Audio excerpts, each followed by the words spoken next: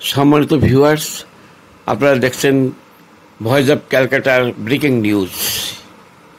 কর্মচারীকে দিয়ে দিই। আজকে বিগত চার মাস হলো কর্মচারীকে 2 মাস বেতন দিতে পেরেছি। কোনো কষ্ট করে 2 মাস তার আমার কর্মচারীরা না খেয়ে মরছে, ডুবতে বসেছে। প্রিয় দর্শক, আপনারা দেখছেন ভয়েস অফ ক্যালকাটার সংবাদভিত্তিক অনুষ্ঠান। কলকাতার পার্ক স্ট্রিট অঞ্চলের পাশে বহু পরিচিত ও ঐতিহ্যবাহী মার্কিউস স্ট্রিট, যেখানে পশ্চিম রাষ্ট্র বাংলাদেশের বৈধ পাসপোর্ট যাত্রীরা সবসময় তাদের দ্বিতীয় হোমল্যান্ড হিসেবে মনে করে। 5ই আগস্ট থেকে বাংলাদেশের পরিবর্তিত পরিস্থিতির জন্য বাংলাদেশের মানুষজন ভিসা সমস্যার জন্য তারা তাদের ডাক্তার দেখানো, পর্যটন তথা বিনোদনের জন্য পশ্চিমবঙ্গে এই অঞ্চল তাদের আশা হয়ে উঠছে না। তাই বর্তমান মার্কিউস স্ট্রিট সহ কলকাতার বেশ কিছু অঞ্চলের হোটেল ও পরিবহন ব্যবসা প্রায় 60% কমে গেছে। বাংলাদেশের বর্তমান পরিস্থিতি নিয়ে আজ কলকাতার মার্কিউস স্ট্রিট ওয়েলফেয়ার কমিটির সদস্যরা বৈঠকে মিলিত হয়। দুই দেশের রাজনৈতিক উত্তাপ যাতে কমে এবং ভারত সরকার যাতে স্বাভাবিক সংখ্যায় ভিসা দেওয়া আবার শুরু করে, এ বিষয়ে তারা তাদের বক্তব্য তুলে ধরেন।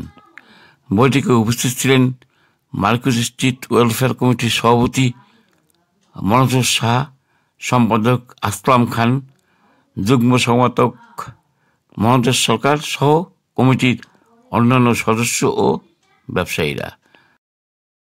তো তারা রয়েছে এবং আমাদের মানি এক্সচেঞ্জার ভাইরা রয়েছে। এই কটা সংগঠন মিলে আমরা আজকে এই প্রেস কনফারেন্সের জন্য আমরা ডেকেছি। বাংলাদেশের যে পরিস্থিতি রয়েছে এবং সেই পরিস্থিতিটাকে কিভাবে আমাদের সলভ করা যায় এবং আমরা ভারত সরকারের কাছে এবং বাংলাদেশের সরকারের কাছে আবেদন কিভাবে করতে পারি, সেই বিষয়ে আমরা এই এজেন্ডাটা রেখেছিলাম। এবং পরিস্থিতি দুদিক থেকে বিচার করে কিভাবে জিনিসটাকে ভারত সরকারের কাছে রাখতে পারি, সেজন্যই আমরা বসেছিলাম। মানে এই এখনকার সময়ের যা আসছে, এখন কি পরিমাণে আপনাদের এখানে বাংলাদেশি হোক বা কাস্টমার যারা আসছে সেই পার্সেন্টেজটা কত, আগে সেটা কতটা ছিল? দেখুন, 5ই আগস্টের পর থেকে বাংলাদেশে অ্যাকচুয়ালি হচ্ছে যে 6 মাসের ভিসা দিচ্ছে ইন্ডিয়ান গভর্নমেন্ট, মাল্টিপল ভিসা থাকছে, ঠিক আছে। সেই ভিসাটা কিন্তু ডেইলি 4000 থেকে 4500 5000 ভিসা আমাদের অ্যাপ্লাই হয় এবং ভিসা দেয় ইন্ডিয়ান গভর্নমেন্ট।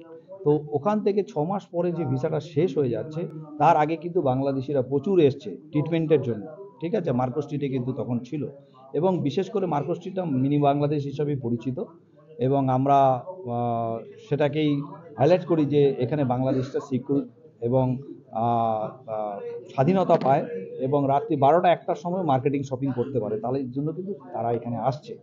তো এখন যে সিচুয়েশনটা রয়েছে, এখন আপনার পার্সেন্টেজ প্রচুর কম, কেননা যেখানে 80% 90% আমাদের অকুপেন্সি থাকতো, এখন আপনার সেটা 40% থেকেও কম হয়ে গেছে। কেননা এই কেন্দ্রটা, এই এরিয়াটা বিশেষভাগই বাংলাদেশিদের উপর ডিপেন্ডেন্ট করে বলেই এটা হয়েছে। তো সেই জায়গা থেকে ব্যবসায়ী যারা রয়েছেন, আপনাদের যারা ব্যবসায়ী করছেন তাদের প্রচুর স্টাফ থাকে, প্রচুর কর্মচারীরা থাকে, সেই জায়গাটাকে কিভাবে আপনারা কমব্যাট করছেন এবং রাজ্য সরকার বা কেন্দ্র সরকারের কাছে কি আপিল করছেন আপনারা? শুনুন, আমাদের এই এরিয়াতে 120খানা হোটেল রয়েছে, তার এমপ্লয়ি রয়েছে প্রচুর, 4000 থেকে 4500 এমপ্লয়ি রয়েছে সবাই। আর নিউ মার্কেট, আমাদের পার্ক স্ট্রিট এরিয়া, আমাদের এখানে যারা গার্মেন্টস ব্যবসায়ী যারা রয়েছে, তাদের মিলে কিন্তু প্রচুর রয়েছে।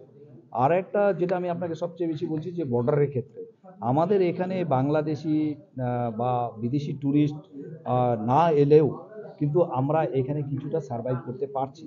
বাট বিশেষ করে বর্ডার এরিয়ায় কিন্তু এটা কিন্তু একটা অনেক প্রবলেম এবং তারা কিন্তু পুরোটাই ডিপেন্ডেন্ট বাংলাদেশের উপর। তো এখন যেটা রয়েছে যে কিছু ইন্ডিয়ান কাস্টমার আমাদের রয়েছে, কেননা নভেম্বর, ডিসেম্বর, জানুয়ারি, ফেব্রুয়ারি হচ্ছে পিক সিজন এবং আমরা এখন 60% 40% থেকে 60% যাচ্ছি ইন্ডিয়ান গেস্ট রয়েছে। তো তো যদি ভবিষ্যতে সব ঠিকঠাক হয়ে থাকে তাহলে আবার বাংলাদেশি আসবে, অলওয়েজ ওয়েলকাম। বাট আমাদের যেটা রেস্ট অফ ইন্ডিয়ান বিজনেস রয়েছে সেটা দিয়ে আমরা চলব। লাস্ট প্রশ্ন, আগামীকালকে গুরুত্বপূর্ণ একটা বৈঠক রয়েছে, সেই বৈঠকের দিক থেকে মানে জানেন এখন যা পরিস্থিতি রয়েছে তার জন্য ইন্ডিয়ান গভর্নমেন্ট ভিসার ক্ষেত্রে কিছুটা স্ট্রিক্টনেস নিচ্ছে, সেই জায়গা থেকে আগামীকালের বৈঠকটা কতটা ফলপ্রসূ হবে? এবং আপনারা জানেন যে ওখানে মাইনরিটিরা প্রচুর অ্যাটাক হচ্ছে, তাদের উপর অ্যাটাক হচ্ছে এবং সেই কারণে ভিসার বা আরো ইস্যুগুলো আসছে, সেই জায়গা থেকে ওই আগামীকালের বৈঠকে নিয়ে আপনারা কতটা আশাবাদী? দেখুন, কালকে খুব মানে আগামীকাল খুব গুরুত্বপূর্ণ একটা মিটিং রয়েছে, যেটা আমার কাছে ইনফরমেশন আছে এবং আমরা সেই দিকে তাকিয়ে রয়েছি যে একটা ভালো কিছু আসবে এবং ভিসা সংক্রান্ত ব্যাপারে যদি ভালো কিছু নিউজ আসে, বিশেষ করে মেডিকেল ভিসা, কেননা মেডিকেল ভিসার জন্য বাংলাদেশি যা আমাদের পার্সোনাল অনেক গেস্ট থাকে তারা কিন্তু এখন খুবই বিপদে রয়েছে এবং পার্টিকুলার তাদের একটা ট্রিটমেন্ট থাকে, যারা ক্যান্সার পেশেন্ট, যারা আপনার খুবই একটা ভয়াবহ রোগের মধ্যে চিকিৎসা করার জন্য এখানে আসে, তারা কিন্তু খুবই প্রবলেমে পড়েছে। কেননা ওষুধ যে পুরো মেডিসিনটাও কিন্তু আমাদের কলকাতা থেকে যায়, তাদের সারা বছরের মেডিসিন, অনেকের মেডিসিনও ফুরিয়ে গেছে। তো এই জিনিসগুলোকে সামনে রেখে ভারত সরকার এবং বাংলাদেশ সরকার যে কালকে একটা মিটিং করছে এবং এই বৈঠকটা করছে, আমার মনে হয় এর থেকে অনেক কিছু বেরিয়ে আসবে এবং আস্তে আস্তে ভিসাটাকে শিথিল হবে এবং আমরা আবার পুরনো জায়গায় ফিরে আসতে পারবো, এটাই আমাদের। আপনার নাম? আমার নাম মন্তোষ সরকার, মার্কুস স্ট্রিট ফিশারিজ ওয়েলফেয়ার সোসাইটির জয়েন্ট সেক্রেটারি। কি নিয়ে আপনারা আজকে বৈঠক করলেন? আজকে আমরা বৈঠকের আমাদের মূল উদ্দেশ্য হলো আমরা ব্যবসাটাকে সুস্থ ফিরিয়ে আসে, যাতে ফিরে আসে, কারণ আমরা ব্যবসায়ীরা অনেক সাফারার, কারণ কোভিডের যে সিচুয়েশন আমরা ফেস করেছি সেখানে আমরা অর্থনীতির দিক থেকে আমরা পঙ্গু হয়ে গেছি। আস্তে আস্তে স্বাভাবিক হওয়াতে আমরা আবার ব্যবসার মূল স্রোতে আমরা ফিরে এসেছিলাম। 5ই আগস্টের পরে আমরা আবার সেইরকম একটা জায়গায় ডুবতে যাচ্ছি। এখন এইটা যদি দীর্ঘমেয়াদী এটা চলতে থাকে, আমি দুই দেশের, কালকে আমাদের দেশের প্রতিনিধি যাচ্ছে, সেই প্রতিনিধিকে আমি অনুরোধ করব এবং ভারত সরকারকে অনুরোধ করব, সেই সাথে সাথে বাংলাদেশের সরকারকে অনুরোধ করব, বর্তমান সরকারকে। দেখুন, আপনারা যত কথাই বলুন, আপনার দেশে যত জনগণ যত কথাই বলুক, আমার দেশের জনগণ কি মিডিয়া, ফেসবুক মিডিয়া, যারা এই সব খবর, ইউটিউব নাকি আমি অত বুঝি না, তারা যেসব খবর ছড়াচ্ছে, এই উস্কানিমূলক কথাবার্তা আপনারা বন্ধ করুন। আজকে আমি সাংবাদিক বন্ধু ভাইদের সামনে যে বক্তব্য রাখছি, বাংলাদেশের যদি 20 কোটি লোক বাংলাদেশে থাকে, 12 কোটি লোক আমাকে চেনে বাই ফেস সাক্ষাতে। আমি সমস্ত বাংলাদেশি ভাইদের কাছে অনুরোধ করছি, আমরা ভারতে সেফ জায়গায় বসবাস করি। আমি আলী হোসেন শেখ, আপনারা সবাই আমাকে চেনেন।